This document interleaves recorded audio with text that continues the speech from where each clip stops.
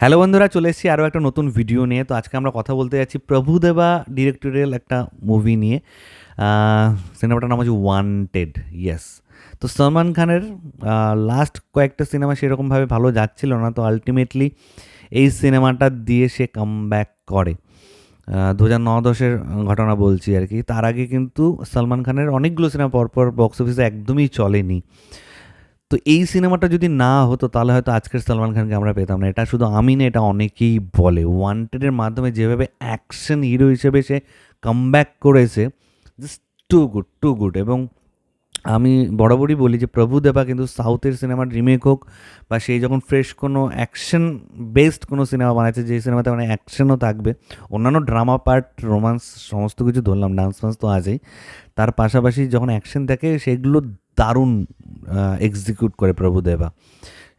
সেটা রাউডি রাঠোর হোক, আর রাজকুমার হোক, অনেক অনেক সিনেমা আছে।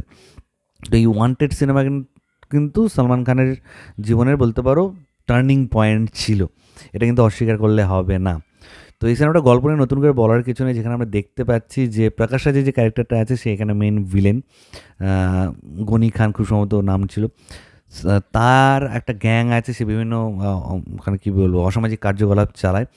আহ, তো তার এগেনস্টে তার একটা গ্যাং আছে, তার এগেনস্টে পুলিশরা প্রচুর করছে। এবার প্রচুর করাপ্টেড পুলিশও আছে যারা তার হয়ে কাজ করে।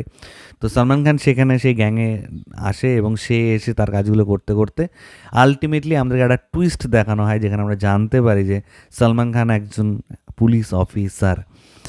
আর ইন্দের কুমার, যে কিনা বিনোদ খান্নার ছেলের ক্যারেক্টার করছিল, সে অ্যাকচুয়ালি বিনোদ খান্নার ছেলে না। এই সলমান খান হচ্ছে বিনোদ খান্নার ছেলে আর কি।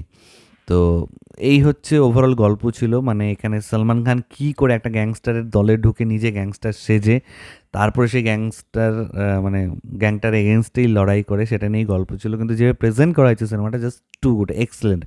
এটাও কোনো অরিজিনাল সিনেমা ছিল না, এটা পোকিরি বলে 2006 সালে একটা সিনেমা ছিল, যেখানে মহেশ বাবু ছিল।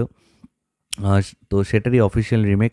এখানে সলমান খানের অপোজিট আমরা আয়েশা টাকিয়াকে দেখতে পেরেছিলাম। আয়েশা টাকিয়াকে এখানে ঠিকঠাকই মানে স্ক্রিন প্রেজেন্স দেওয়া হয়েছিল। এই সিনেমার গানগুলো খুব ভালো ছিল এবং সলমান খান মাথায় ফেটটি বেঁধে সেই যে স্টাইলটা, ব্যাপারটা মানে দারুণ। অক্ষয় কুমারকে আমরা নতুন, সরি অক্ষয় কুমার বলছি, সলমান খানকে আমরা নতুনভাবে পেয়েছিলাম।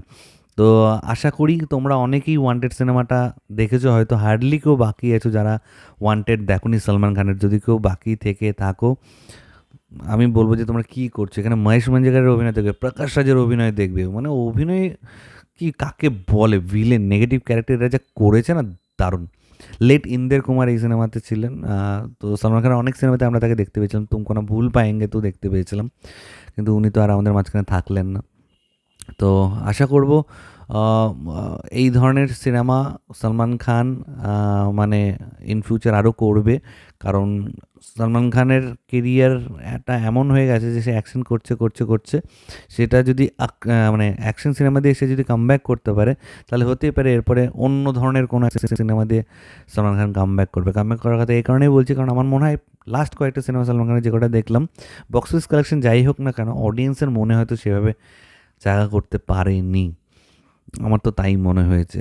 তো সেটাই তোমাদের সাথে শেয়ার করার ছিল। তোমাদের কার কী মতামত নিচে কমেন্ট সেকশনে অবশ্যই লিখে জানিও। আমার ভিডিওটা ভালো লাগলে লাইক করতে একদম বলবে না। চ্যানেলটাকে যারা প্রথমবার দেখছো, নিচে যে রেড সিম্বল বাটন আছে সেখানে ক্লিক করে নাও, পাশে একটা বেল আইকন আছে সেখানে ক্লিক করে অল অপশন ক্লিক করে নাও। ঠিক আছে বন্ধুরা, ভালো থেকো সবাই, সাবধানে থেকো সবাই। Love you all, take care.